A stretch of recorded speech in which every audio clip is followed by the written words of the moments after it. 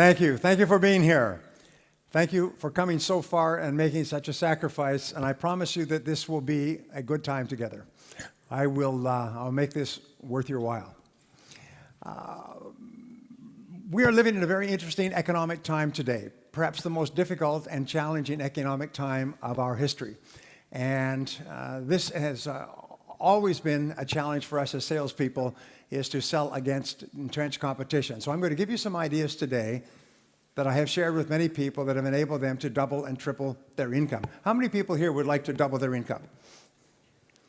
If I can show you how, will you give it a try? Say yes. Yeah, okay. Well, I will give you several ideas that other people have used to double their income as we go along. In your life, you must always predict growth. You must always predict that things are going to grow.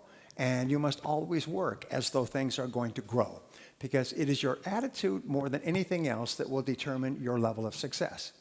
Even when the economy is going down, some people and some companies are doing well. Others are not, because sometimes they believe, well, the economy is bad, so we have to cut back and we have to reduce our activities. And others simply respond by becoming more busy and more aggressive. And that's very important for you and I. Well, many years ago when I started off, I did not graduate from high school, and I could only get laboring jobs. And my first laboring job was washing dishes in the back of a small hotel. And over time, I worked in construction, and I worked in factories and sawmills. I know a lot about sawmills.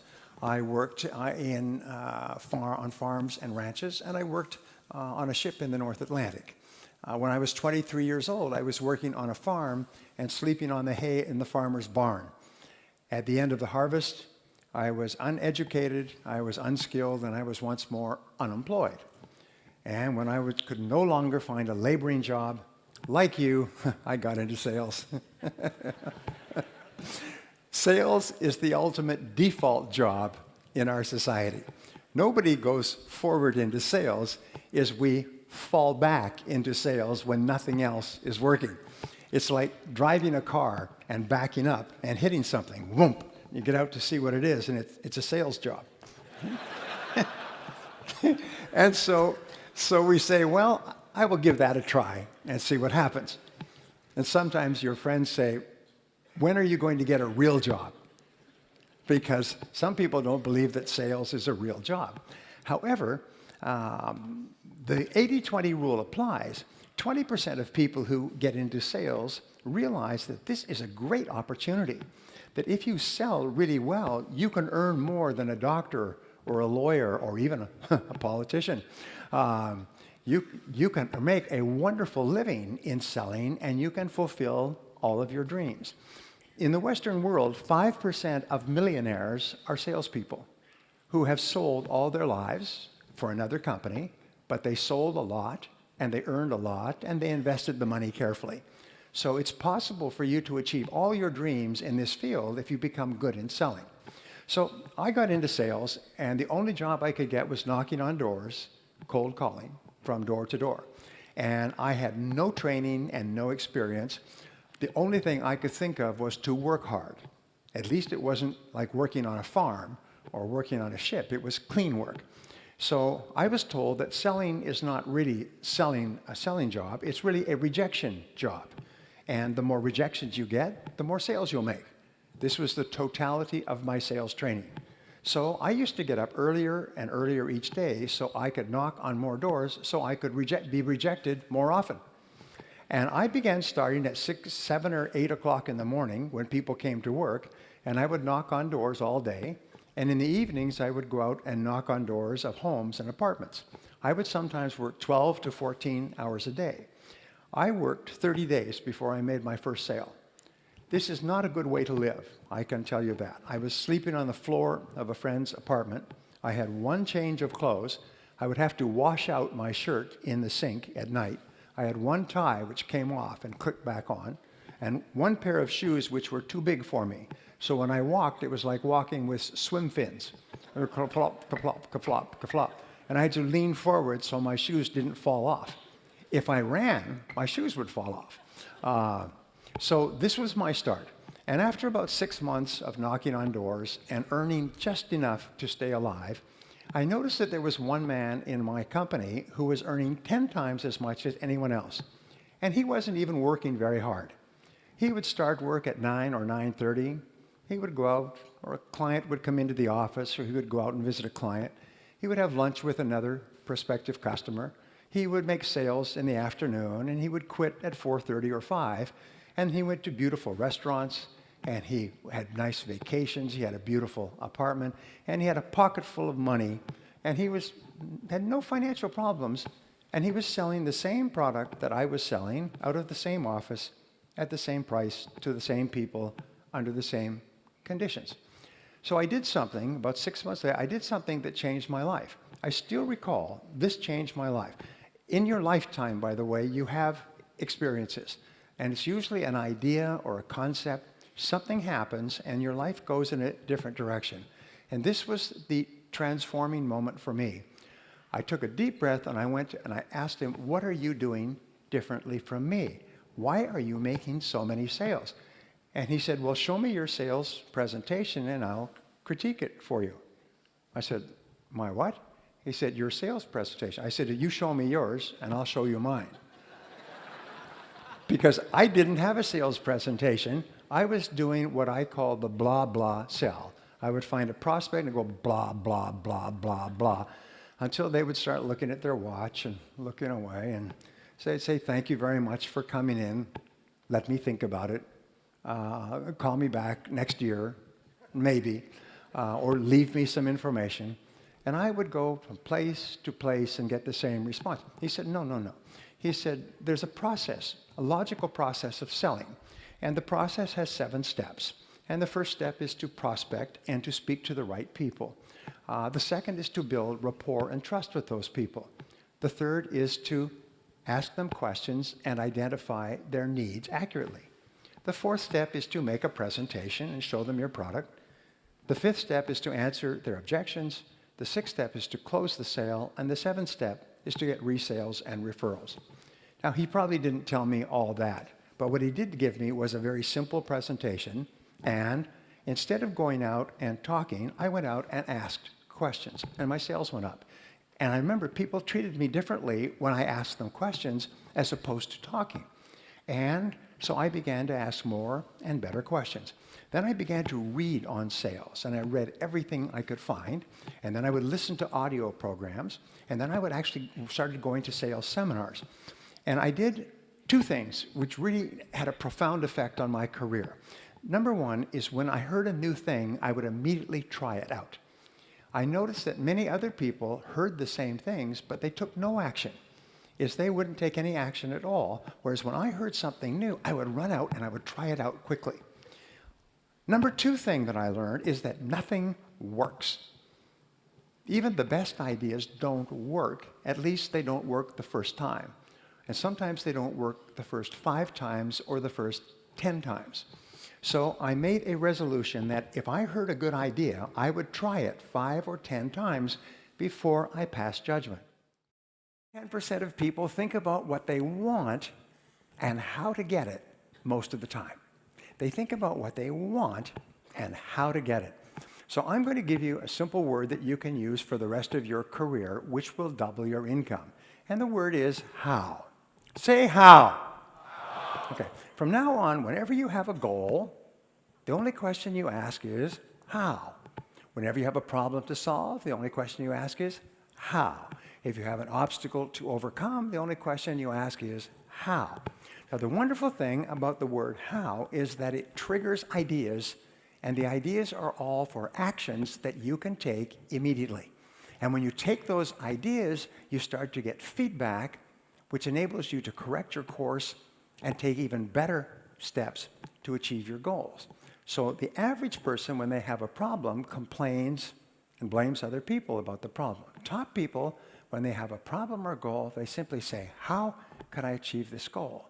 And they try this, and they try that, and they try something else, but it never occurs to them that they will not eventually be successful. So they think about what they want and how to get it most of the time. But what we found is people in the top 10% in every field think in terms of their hourly rate. How much I earn each hour. Now, this change in thinking changes your entire life. I know because I've taught this principle to thousands of people who literally transformed their lives and their incomes almost overnight. If you think in terms of how much you earn in a week or a month, well, then you have a natural tendency to waste time during the day. Monday is a slow day. You're recovering from the weekend. Tuesday, you start to work. Wednesday, the week is almost over. Thursday, you start to slow down. And now it's Friday. Who gets anything done on Friday? We'll do it on Monday. And so people's ability to produce drops. And since 80% of the population thinks like this, if you're not careful, you'll find you are surrounded by people who waste time. The biggest time wasters in the world are other people who want to waste your time. And the way that they waste your time is by talking. Talk. No work, just talk. Or play on the computer, or phone home, check the movies, go shopping, drink coffee, start late, leave early, long lunch hours. How am I doing so far? Does it make you uncomfortable? Say yes. Because it starts to become a habit. Remember, human beings are always trying to do what is pleasurable and what is comfortable. And over time, they do more and more pleasurable things, which are talking to your friends and having coffee and going for lunch. And soon, the average person is not working at all. So when you start thinking in terms of your hourly rate, it transforms your life. And what we have found, and we talked about this morning, is that in terms of your hourly rate, there are only 3 things that you do that account for 90% of your income. In every field, it's always the same. There's only 3 things. When you think of your hourly rate, you have to think of what we call the law of 3. What are the 3 things that you do that pay you the highest hourly rate, that pay you the highest potential income? Well, Columbia University did a study some years ago, and they found that the average salesperson works only 90 minutes a day. The average salesperson spends all of their time warming up and resting, warming up. The average salesperson makes about 2 calls a day, 1 in the morning, 1 in the afternoon. And in between, they're getting ready, and they're making excuses, and they're drinking coffee, and they're reading the paper, and they're checking their email, reading spam, and so on. But they only work 90 minutes a day. And they did that first study in 1928. They've upgraded the study year after year. The latest one was about 2008. Average salesperson still works 90 minutes a day. And so all sales incomes are diluted down to 90 minutes a day. So we find that there's only 3 things that you do that pay you your desired hourly rate. And they are prospecting, presenting, and closing the sale. Finding new people to talk to, talking to those new people, and getting them to take action. I was working for a large company at the beginning of this recession, and they said, we're bringing you into our annual convention to talk to our 350 salespeople, national company, and I asked them a lot of questions, which I do, and one of the questions was, what are your feelings about business for the coming year? They say, our business will be down by about 30% this year because of the recession. I said, well, why don't you set a goal to increase your business by 30%? They said, no, that's not possible. Don't you read the newspapers? We are in advertising. Business is down, and business is going to be slow, and we're adjusting to that. I said, well, you know your salespeople only work 90 minutes a day. Why don't you just get them to work 3 hours a day, and you can increase your sales rather than decrease your sales? And he said, no, that's not true. Our salespeople are professionals. They have an average of 11 years of experience. These people have been in the business for a long time. He said, they couldn't possibly be working 90 minutes a day. They work all day long. I said, no, they only work 90 minutes a day. So this is not a good way to start a business relationship. So he said, I've never heard that number. I said, well, unfortunately, it's true. I said, I have a suggestion for you. At this seminar, why don't we hand out stopwatches to all the salespeople, and I'll explain this principle, and then we'll track their workday. So at the seminar, I introduced them to a stopwatch. It costs maybe 5 or 10 euros, and I got them to agree that for the next month, every salesperson, when they went in to see a prospect, they would click on the stopwatch, and when they went out, they'd click it off, and they'd just keep clicking it, and it would keep adding up. At the end of a day, they could see how many minutes they'd spent with customers. And at the end of a week, they could see how many minutes. And they said, great. So the seminar was very successful. And I also said one other thing to this group. I said, you know that 80 or 90% of your prospective customers have never heard of you. They do not know that you exist. They do not know that your product or service can help them. They have no idea. So you can never approach your entire prospect market. So a month after the seminar, about 5 weeks, I got a letter from him. And it said, dear Brian, he said, I'm writing to thank you for your seminar. He said, I have to apologize. He said, the salespeople reported their numbers from the stopwatches at the end of 30 days, and we found that the average salesperson was spending 90 minutes and 42 seconds a day with customers. He said they have all agreed to increase that to 180 minutes. He said, our sales are going up at a faster rate than ever before. This recession is not affecting us at all. A year later, he wrote back and he said their sales were up 30% over their best year in history because the salespeople started calling on people they'd never called on. Natural tendencies to keep calling back on your old customers. They started calling on new prospects and spending more time doing it. Well, what I do is I call this FaceTime. I call it the critical measure of your success, is how much time do you spend face-to-face with customers? And that's the key to the stopwatch idea, is if you can increase or double the amount of time you spend face-to-face with customers, my promise to you is you will double your income. You see, you cannot control where the sale is going to come from. You cannot control the sales result, but you can control one thing. You can control your sales activities. If you control your sales activities, you put yourself under what is called the law of probabilities. The law of probabilities says that by doubling the amount of time you spend face-to-face with customers, you double the probability that you will increase your income. And so you have total control over your income. Just go and call on more people. Just spend more time face-to-face. If somebody calls you in the office, they should never be able to find you in the office. Do you know why? Because there's no customers in the office. The customers are outside the office. I have a good friend. His name is Frank Pasetta. And Frank Pasetta started off as a junior salesman with Xerox many years ago. And he was a very good salesman, and he wanted to be a manager. And so he applied to be a manager. And they said, no, we have no positions available for sales management. He said, I will take any position at all because I want to teach my ideas to salespeople. And so finally they said, an opportunity has opened up in the Cleveland office, Cleveland, Ohio. It's the worst performing office of Xerox in the world. Of 2,000 offices, it is the lowest performing office in a major city. So if you will move, and he lived in California, nice place to live.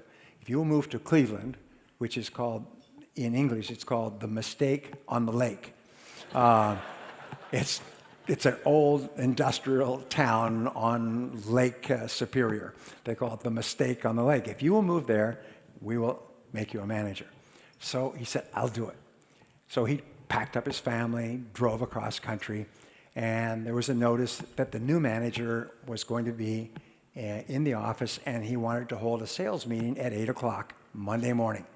So 8 o'clock Monday morning, he's there waiting, and one or two salespeople of 32 altogether came into the office, and then one or two more, and they're smoking cigarettes and drinking coffee. And by 8:30, the sales team was there, and they've destroyed every sales manager they've ever had, and this was just what we call raw meat, because they were going to destroy him as well.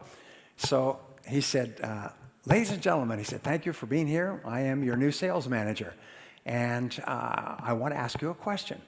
What is it that you don't see in this office? And so they looked around, maybe he'd taken a painting off the wall or something. They said, we'd give up. He said, you don't see any customers. And you are salespeople, and your job is to be with customers. You have leads. Now, go out and see customers. This sales meeting is over. Everyone out, out, out. And he herded them out like cattle, herded them out the door. I know, because a friend of mine who was in this office at that time told me that this story is perfectly true, and he wrote about it in his book. So they were all out, and they went out to the hallway, and they said, what do we do now? They're not used to spending much time with customers, so they said, well, let's go across the street and have some more coffee. And some of them said, well, I think since I'm already out, I'll go and call on customers. So the next day, they came back, and he had announced there would be a sales meeting every morning at 8 o'clock. The next morning, they came back. This time, they were a little bit more punctual. And they came in, and all the desks and chairs were gone. He'd had a moving company come the night before and move them all away. And so they were standing up. And he said, now, you notice there's no desks or chairs. Yeah, so we're going to have our sales meetings standing up. Over here, there's 3 offices which have locks on them with desks and chairs. So if any of you bring a customer in to talk to, you can sit in one of these offices. But since you won't be spending any time in the office anymore, you won't need a place to sit.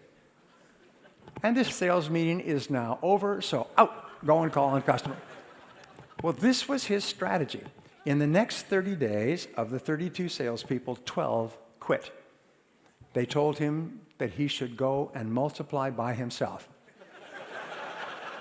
I don't know if we have that expression in Finnish.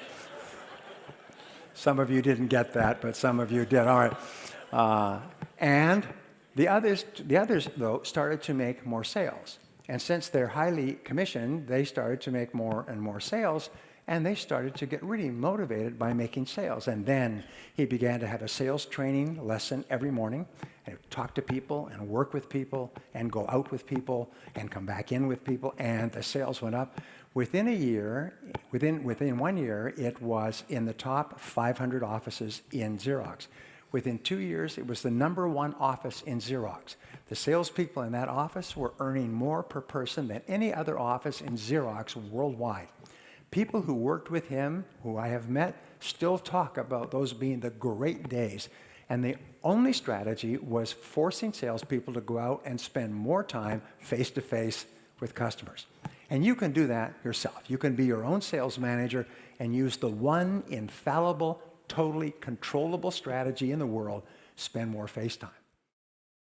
Human beings are very much, they have what is called a cybernetic guidance mechanism, like a guided missile. A guided missile is fired at the target, and even if the target moves, the missile takes feedback and adjusts its course and hits the target. You have a cybernetic mechanism where you are learning. You are a learning machine. The more activities you engage in, the faster you learn.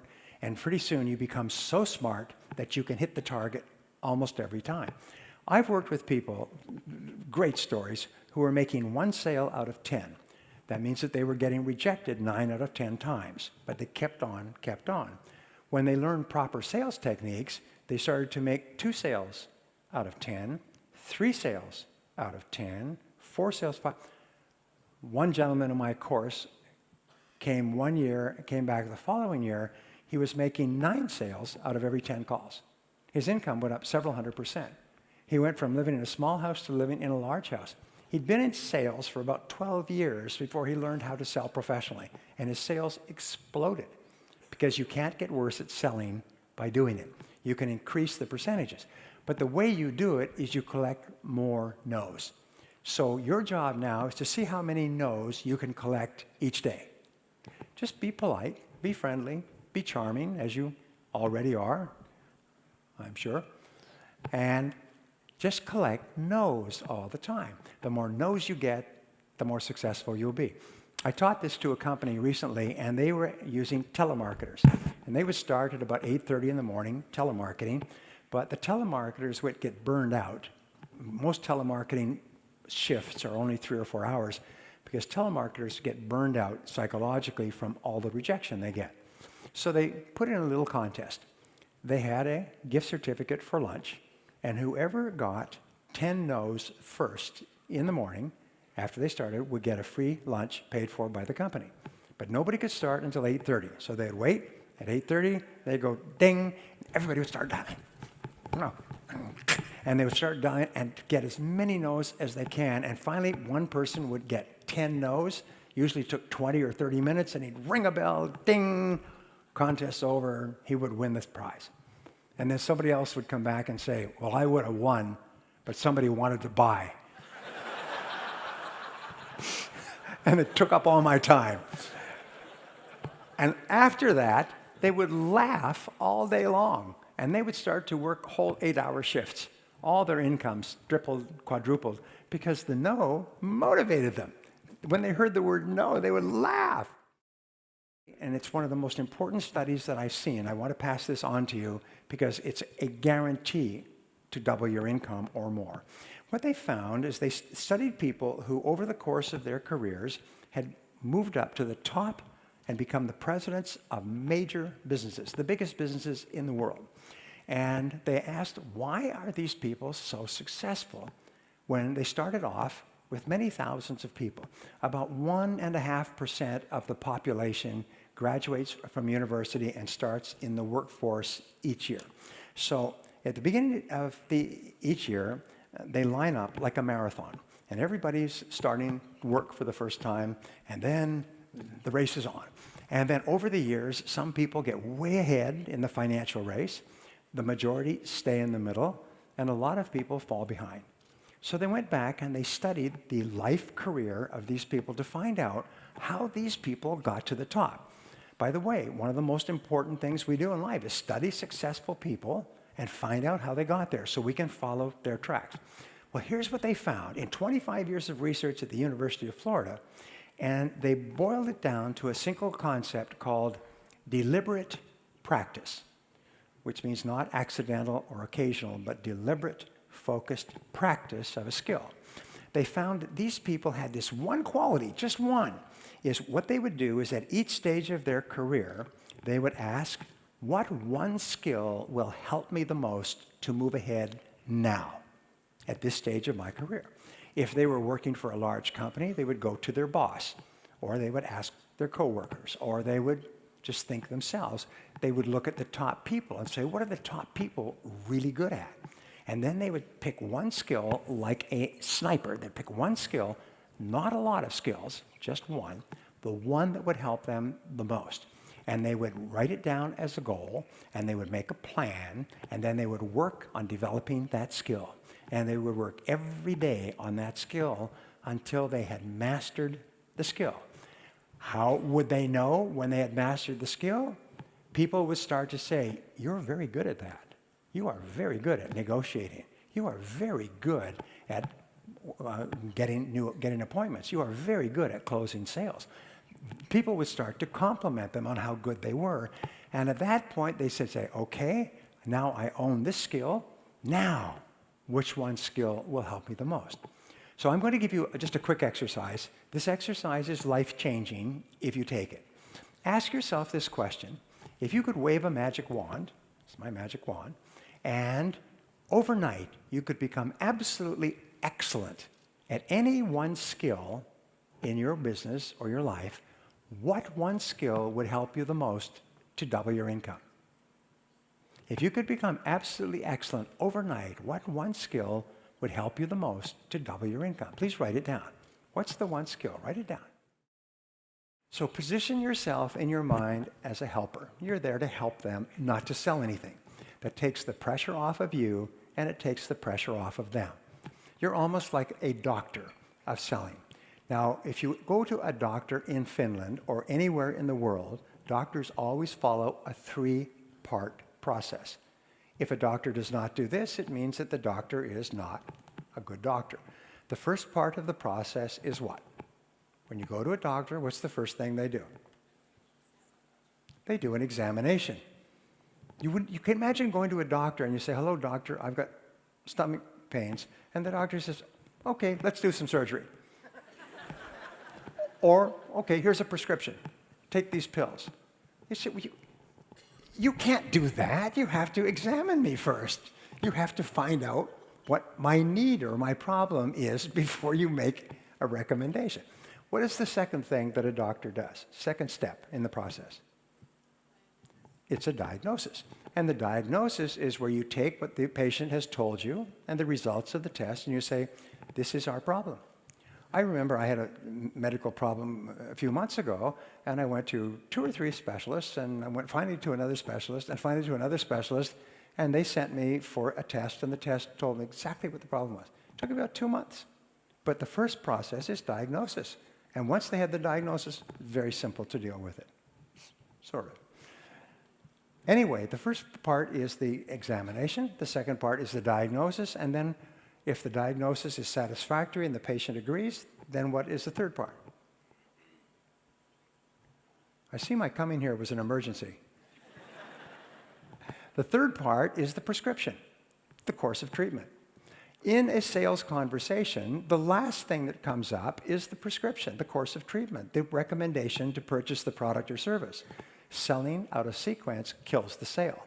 If a doctor said, get up here on the table and let's operate, you'd say, I'm getting out of here. Let me think it over. I will get back to you at another time.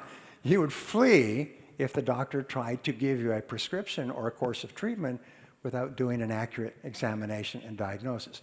So from now on, see yourselves as doctors of selling. Stage number 2 in selling, and it's part of stage number 1, is to establish rapport and trust, credibility. And you establish rapport and trust by focusing on the relationship rather than on the sale. The very best salespeople are the ones who form the very best relationships with their customers.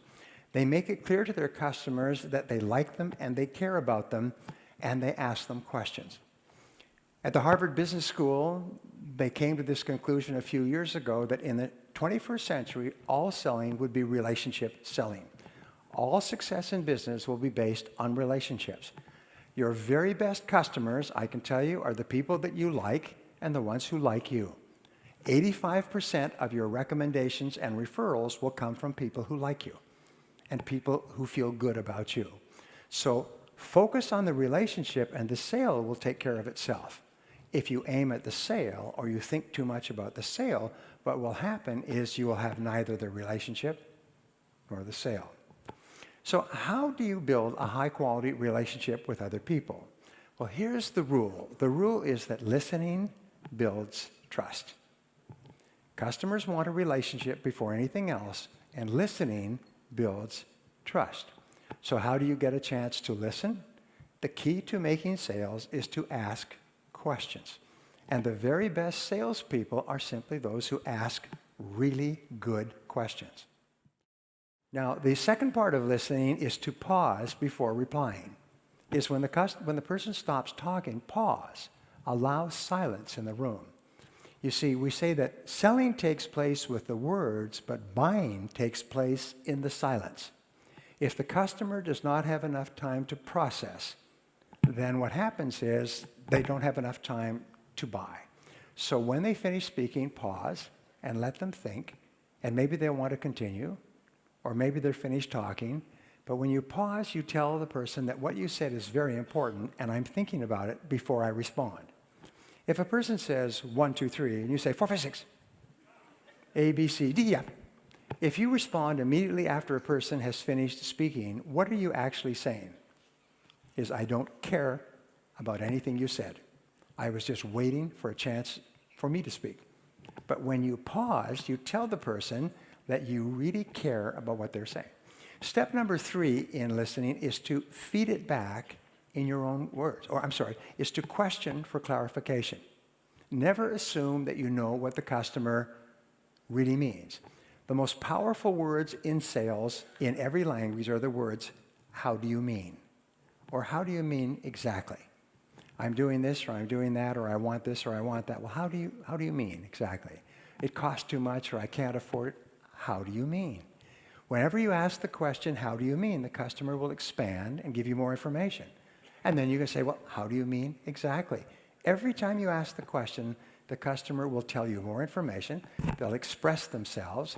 They'll give you more information that you need to make a sale. And each time you ask a question, you get a chance to listen, and listening builds trust. The fourth key is to feed it back in your own words. Don't just jump in with an answer. Say, well, let me be sure I understand what you're saying. This is what you're doing now, and this is what you're trying to do in the future, and this is your concern or your question. Is that right? And they'll say, yes, and this is proof that you were really listening.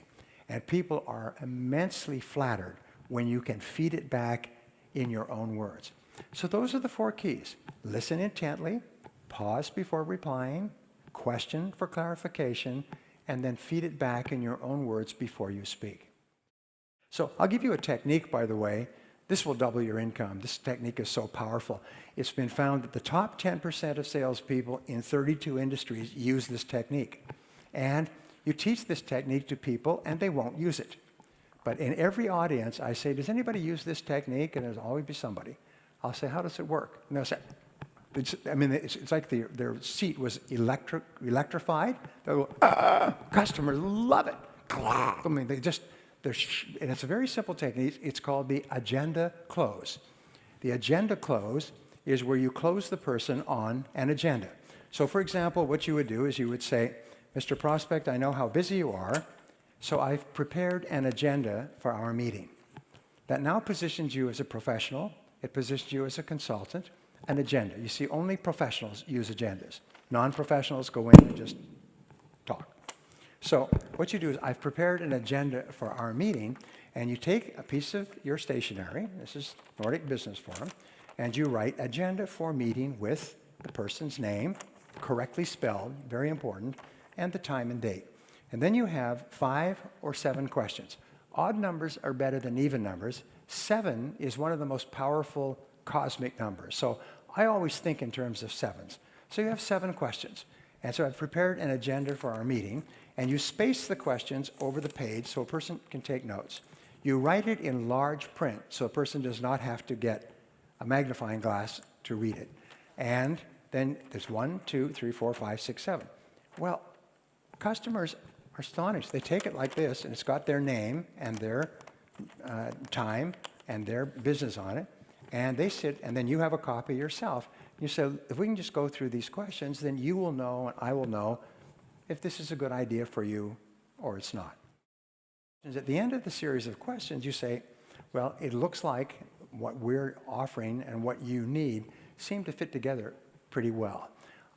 Can I show you some of the details? And then you shift gears and you shift into the presentation. Now, just like identifying needs accurately is the turning point or the hinge on the gate or the door, the presentation is where the sale is made. You make the presentation by presenting your product or service in a special way. And this is worth $1 million to you over the course of your career. This one piece of advice is people don't care what your product is. They don't care about you. They don't care about your company. They don't care about the background of your company, and they don't even care what the product is. People don't care. The only thing they care about is what this product or service does for me. You know, if you have a little child, the child says, me, mine, me. All customers care. They're just children with better excuses. All they think about is me. What do I get? What's in it for me? And what they want is they want a change in their life. They want an improvement in their life, a result, a benefit, or highest of all is a transformation. They want to be transformed. There is an ABC theory of motivation that applies to selling.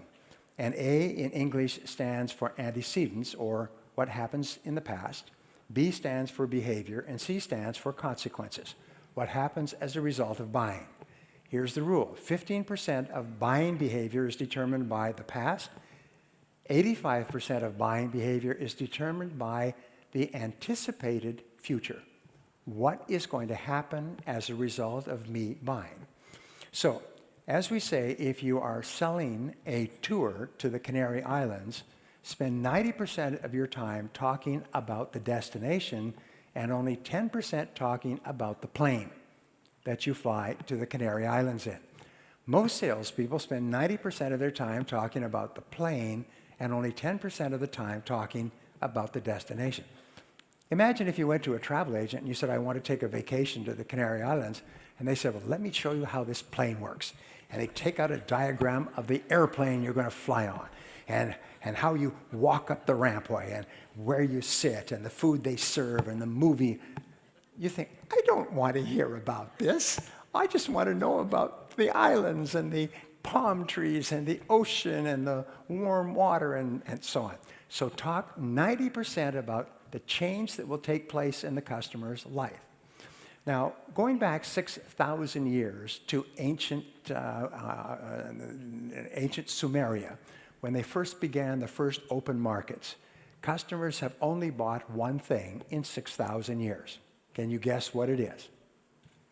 Well, the answer is improvement. Customers only buy improvement.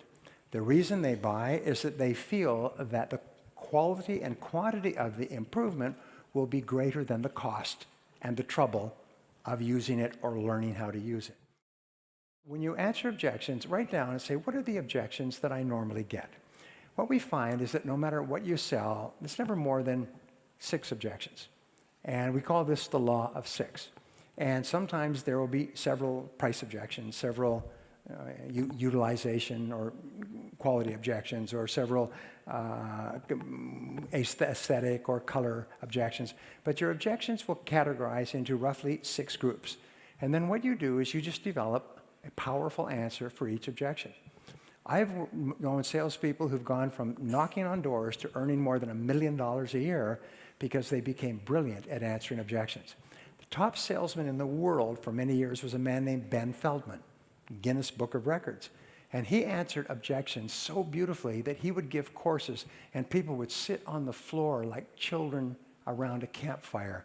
And he would say that when the prospect says this, here's the answer. People went out and made millions of dollars in sales because they learned how to answer objections the way Ben Feldman did. So think of every objection you get and say, what's the very best answer for this objection? And so when the customer brings it up, you say, that is a good question. And you answer it with your pre-prepared answer, and the objection just disappears, like cigarette smoke. If you're getting objections, we say there's nothing wrong with losing a sale because you could not answer an objection. But it is unforgivable to lose a sale twice because you still have not found an answer. If you don't know how to answer a particular objection, whether it's price or quality or something else, ask other people. What do you say when the customer says this? In your office, someone has come up with the right answer. Call the top salesperson in your industry, even in another company, and say, what do you say when the customer says this? And if there's an answer, they'll say, this is what we say. But you must find out the answers. Part number 6 is closing the sale. And closing the sale is simply, I'll give you the simplest of all closing techniques. It increases people's sales by 5 or 10 times, and it's called the invitational close. The invitational close says that when you have made your presentation, you ask the customer this question: how do you like this so far? If the customer says, well, it looks quite good, you say then, why don't you give it a try? Why don't you give it a try? When you ask a customer the invitational close, most powerful closing technique ever discovered, why don't you give it a try? The customer can only say, well, sure, I'll give it a try. Or they can say, well, no. In which case, you ask, why not? Why not? Now, a second closing technique is called the reverse close. And when a prospect says, why don't you give it a try? And the prospect gives you an answer, you say, if we could take care of that for you, to your complete satisfaction, would you give it a try? So you say, if we could, would you? If we could satisfy you on that, would you take it? The prospect says, yes, if you could satisfy me. You say, then what would it take to satisfy you on that point? The most important word in life for success, the most important word in sales is the word ask. Ask politely, ask confidently, ask warmly, ask charmingly, but ask for what you want. Ask the customer to take it today. Ask the customer, invite them to buy. Ask them why they're hesitating. But don't be afraid to ask. Remember, before you ask, the answer is probably no. If after you ask, the answer is still no, you've lost 10 seconds out of your life. So don't be afraid to ask. And the more you ask politely, ask confidently, ask courteously, the more you ask, the more confident you'll become, and the more sales you'll make. The last point has to do with getting resales and referrals. And resales and referrals are really the key to your future. And the way that you get resales and referrals is you ask for resales and referrals. Do you know anyone else who might be interested in this product or service? And always ask your happy customers if they'll give you the names of additional people. As I say, the most important key to success in selling is to ask. So let me wrap up with just saying this. IBM did a study when they got into trouble in the 90s, and they paid $3 million for a major accounting firm to come in, or major consulting firm to come in and study their company nationwide. And the accounting firm came back and said, "We have found the reason for your problem." And they said, "Well, what is it?" They said, "Low sales." They said, "Yes, we know that. What's the solution?" They said, "High sales." And they said, "Well, thank you very much, but this company, it's called McKinsey & Company, but one of the best management consulting companies in the world, they always have an answer, and the answer always works." They said, "The answer is to get more of your people out into the field, face-to-face with your customers."